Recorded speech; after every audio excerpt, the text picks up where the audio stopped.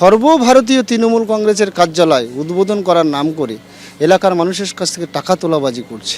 মমতা বন্দ্যোপাধ্যায় যেদিন সন্দেশখালীতে সভা করলেন সেদিনই সেখানে সামনে চলে এলো তৃণমূলের গোষ্ঠীদ্বন্দ্ব।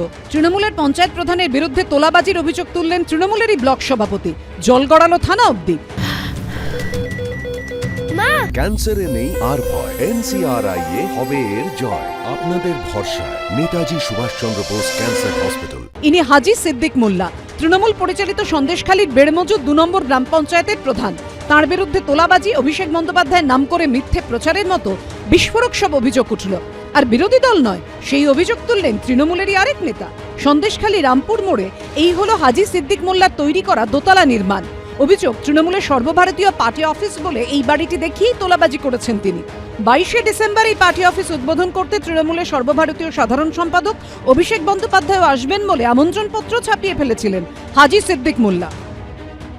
22শে ডিসেম্বর অভিষেক বন্দ্যোপাধ্যায় সর্বভারতীয় তৃণমূল কংগ্রেসের কার্যালয় উদ্বোধন করতে আসবেন বলে লিফলেট এবং নিমন্ত্রণপত্র ছাপিয়েছেন। সেখানে আরও আমাদের সিনিয়র সাংসদ প্রায় 5-7 জন, MP, MLA এরকম নাম ছাপিয়ে দিয়েছেন।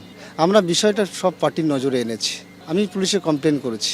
যখন আমরা দেখলাম যে কার্ড ছাপিয়েছে অভিষেক বন্দ্যোপাধ্যায়ের নামে, আমরা আমাদের এখানকার অবজারভার সুজিত বসুকে জানিয়েছি, অভিষেক বন্দ্যোপাধ্যায় অফিসকে জানিয়েছি এবং সুজিত দা সেই সময় হাজি সিদ্দিক মোল্লার সঙ্গে কথাও বলেছিলেন যে তুমি এইগুলো করো না, এগুলো অভিষেক বন্দ্যোপাধ্যায় বা মমতা বন্দ্যোপাধ্যায়ের নাম সবসময় ছাপানো যায় না তাদের অনুমতি ছাড়া। তৃণমূলের ব্লক সভাপতির আরও দাবি, তৃণমূলের পঞ্চায়েত প্রধান হাজি সিদ্দিক মোল্লা অভিষেক বন্দ্যোপাধ্যায়ের নাম করে প্রচার করছেন যে বসিরহাট লোকসভা কেন্দ্রের উপনির্বাচনে তাকেই প্রার্থী করার সিদ্ধান্ত নেওয়া হয়েছে।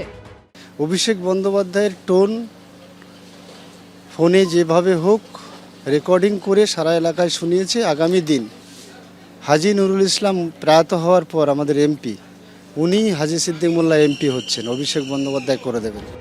হাজি সিদ্দিক মোল্লার বাড়িতে গিয়ে তাকে পাওয়া যায়নি, তবে সব অভিযোগ অস্বীকার করেছেন তার স্ত্রী।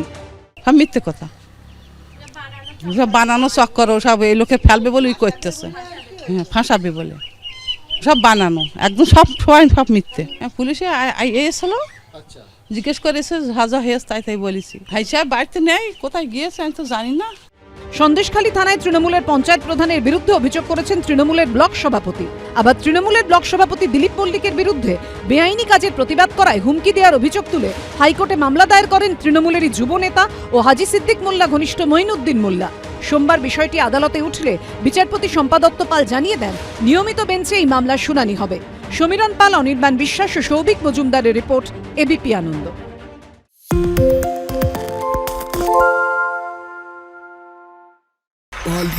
তাই নাকি? বাংলা গুজব চায় না, বাংলা খবর চায়। বাংলা খবর, বাংলার খবর।